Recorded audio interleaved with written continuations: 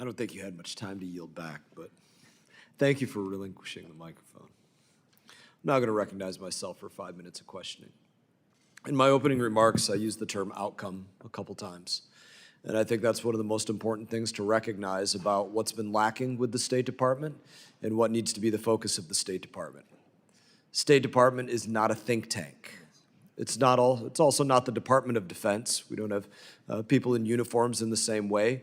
But it is lacking some of the important things that the Department of Defense has. As I mentioned, a very clear hierarchy, a very clear structure that people follow in the same way. That has been lacking in the State Department. And I believe the measurable outcomes, again, have been lacking in the same way.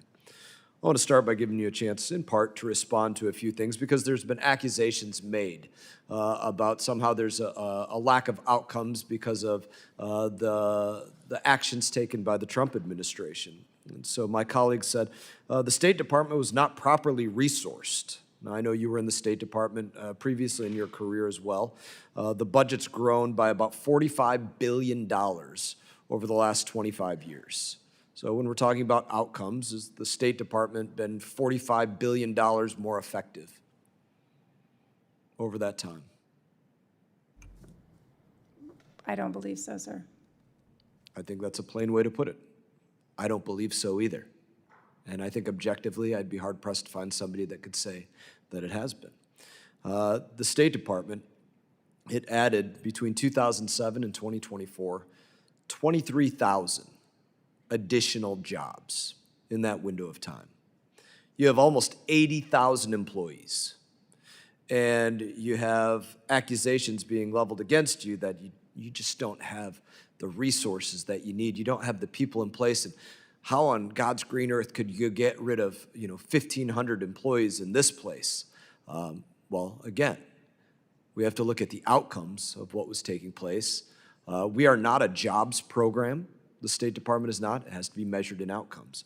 And so given that you have almost 80,000 employees, are you properly resourced, or are you lacking? Do you need to be at 90,000?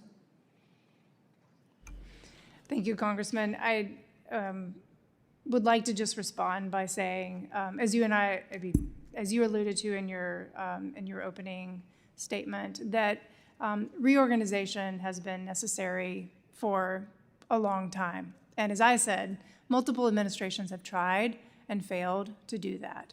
The Trump administration, under President Trump's leadership, under Secretary Rubio, has taken a very bold step to eliminate the redundant offices, to eliminate the redundant roles that were being played out under the previous structure, and with, as you said, an amount of employees and with the budget that could be streamlined. And so definitely the Secretary has taken steps to do that.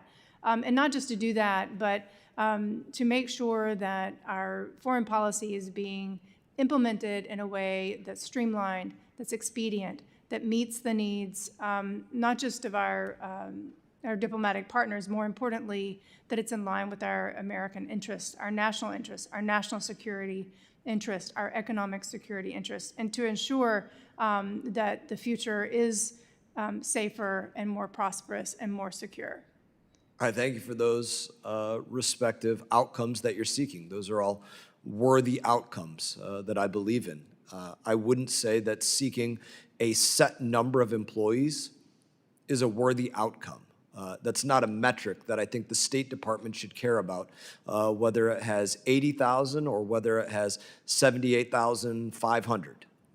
Doesn't matter. What matters are the outcomes that are achieved, and the fact of the matter is, under the Biden administration, it wasn't one or two incidents, as one of my colleagues put it, of, well, there might have been some drag shows in Ecuador, there might have been some expanded atheism in Nepal, or there might have been some little bit of transgender here. It was systemic across every continent, every country, prioritized to use the State Department for social experimentation and virtue signaling instead of measurable outcomes that made America the partner of choice, real diplomacy.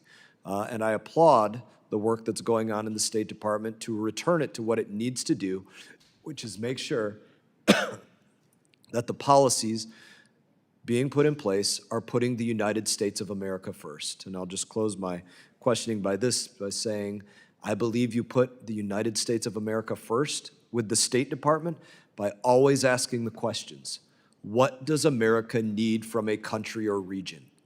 What does that country or region want from the United States of America?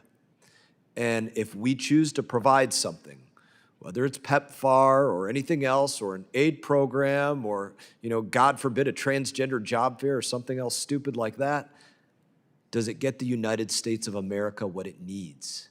Because if it doesn't, then somehow we were talking past one another. We didn't have the right conversation.